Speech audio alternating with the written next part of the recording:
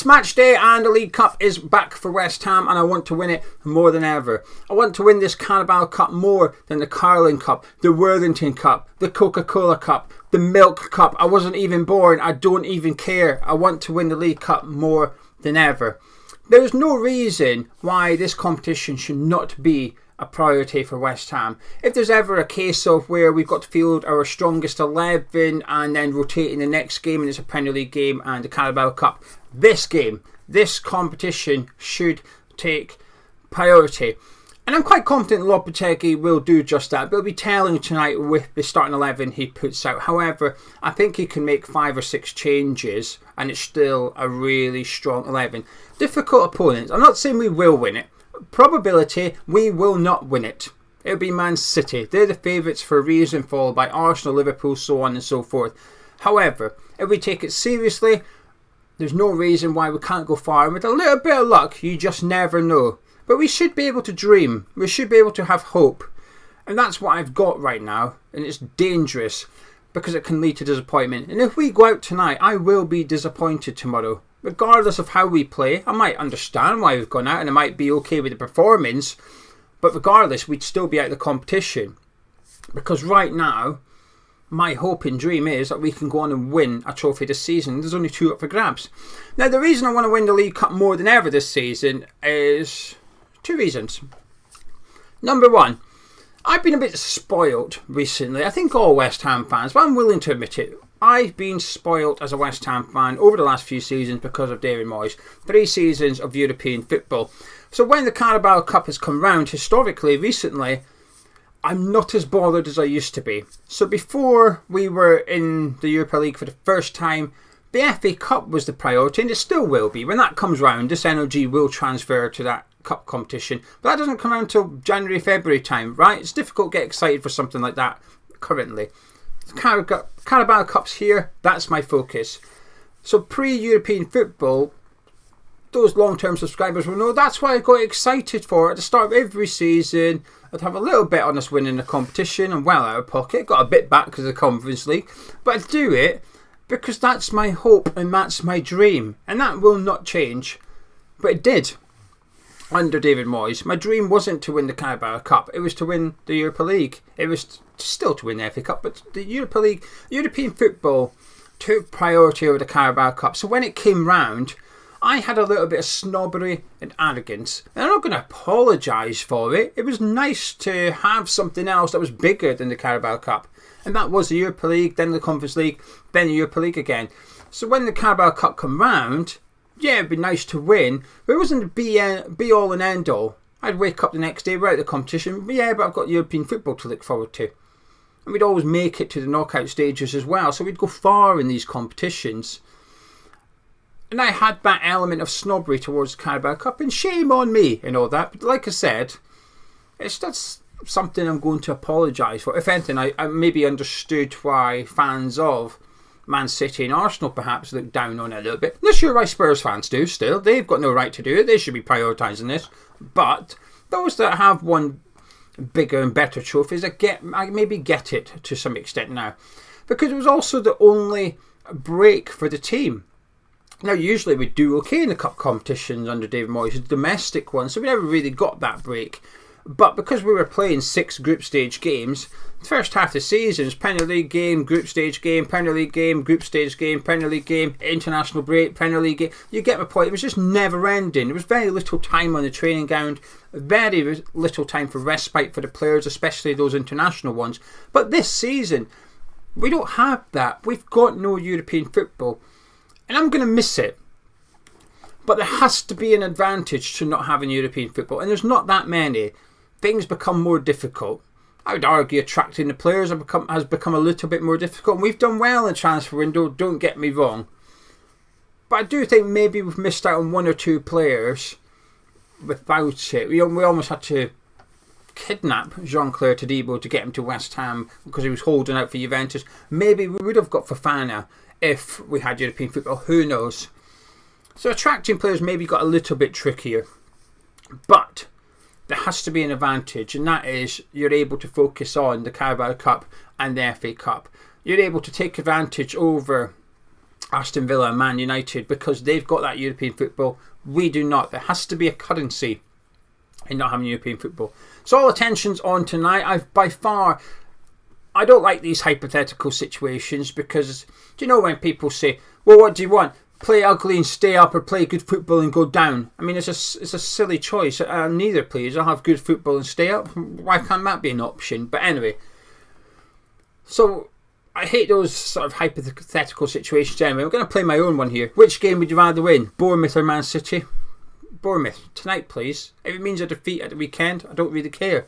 If we win tonight, that will supersede all disappointment coming up at the weekend, because that hope and that dream will live on for another couple of weeks. I can look forward to the cup draw, hoping that we get a better one than tonight. I still think tonight's the most difficult fixture we could have had in terms of opposition. Maybe more difficult, that we'd have to travel to Bournemouth for tonight's game. But in terms of the actual opponent, I think this is maybe the hardest one we could have got in this draw. It's going to be a hard game. But in terms of Lopetegui taking it seriously, I feel quite comfortable and confident he will.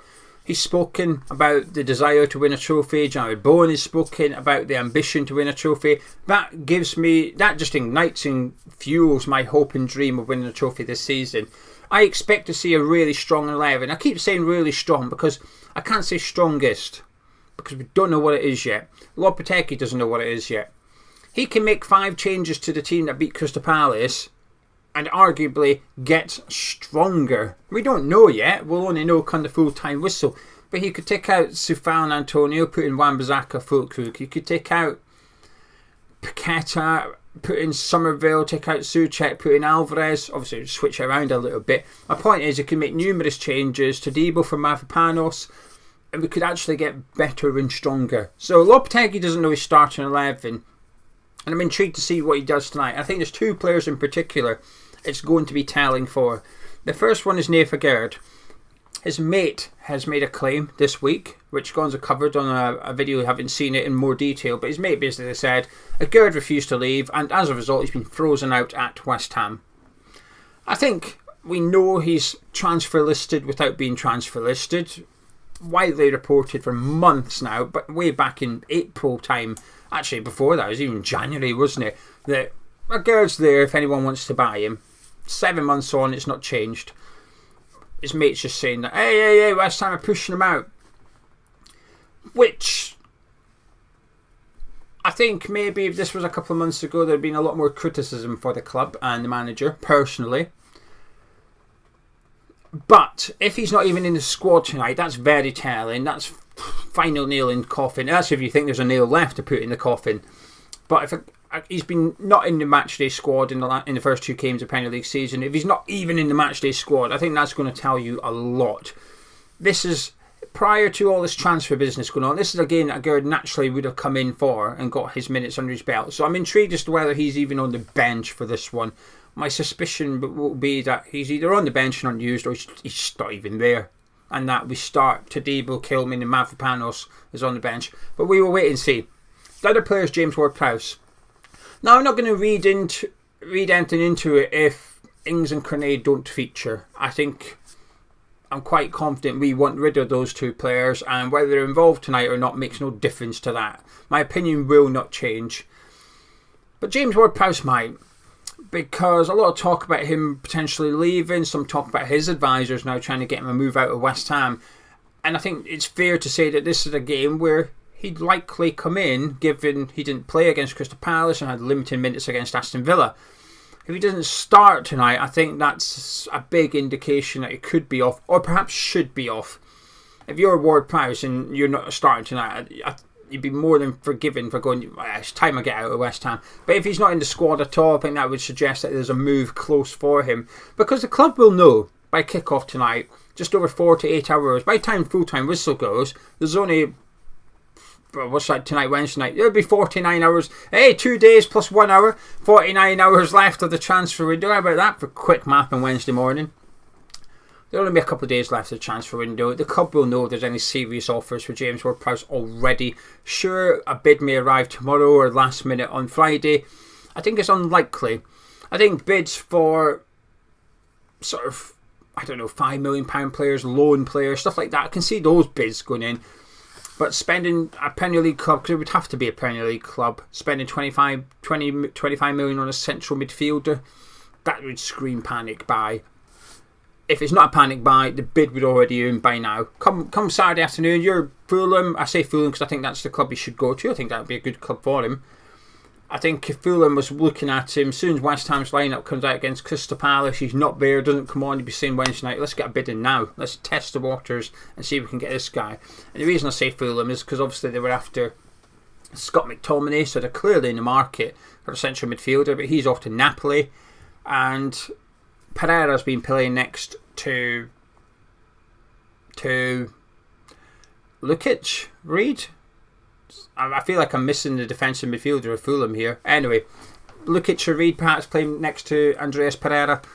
He's better further up the field, I think. So a central midfielder is in need at Craven Cottage. In one's opinion, I think it'd be a good move for James Ward-Prowse. James, if you're watching, give Marcus Silva a ring, see if he wants you at Fulham. And they've also got a bit of money because they were bidding 20 million plus for Scott McTominay after signing Smith Rowe. But anyway, Carabao Cup tonight. I'm excited for it. I'm hoping to see Fullkrug, Summerville. Maybe not so. I kind of Wan-Bisska, but kind of not, because I think he might start against Man City. So if he didn't start tonight, I'm not going to take that to mean, if anything, it's going to indicate he is starting against Man City. And Todibo. I think Todibo, Fullkrug and Summerville are the three that I'm quite confident will be getting their full debuts for West Ham this evening. Really looking forward to it. I'm hoping Bournemouth rotate. I don't think they will. They might take 2 or 3 players out and put in senior players that have just been on the bench and come off the bench in recent games. I think that might happen. I think they'll take it serious. It's a big test for us tonight, but if we win, that'd be a good victory. I'm not going to downplay the victory. It'd be a bit like beating Crystal Palace on Saturday. It's still a good team we've got to overcome. If we can win tonight, the dream, the hope lives on, one round closer. Still a long way to go, but we cross our fingers in the cup draw and hope we get something favourable for a change. But there you go. I'm looking forward to it. I'm excited. I'm intrigued by the lineup Lopetegui puts out, especially with a Gerard Ward-Prowse. I don't want to see neither start, by the way. I just think it'll be very telling as to what Lopetegui's intentions and plans are for those 2 players in particular. Like I said, Cornet starting, it's not going to alter how I think Lopetegui will view Cornet long term. I hope Guilherme's on the bench. I hope Guilherme's, just in case of a scenario where we're 2 up or 2 down and we can put him on and get some minutes under his belt. I would like to see him, because to some extent I think there needs to be a conversation about potentially loaning him out if possible. Because not playing on the 21s football and he's not in the matchday squad for the senior ones. We have to be patient, but I hope he's on the bench tonight. Anyway, I'm going to shut up and disappear. Do get involved in the comments. We are live at 6:40 this evening with our build-up show, watch along, and then review discussing all the action from the London Stadium. You're going to the game, enjoy it. If not, see you back here at 6:40. Do drop a like on the video by clicking thumbs up. Subscribe to Damage Chat. I'll catch you tonight.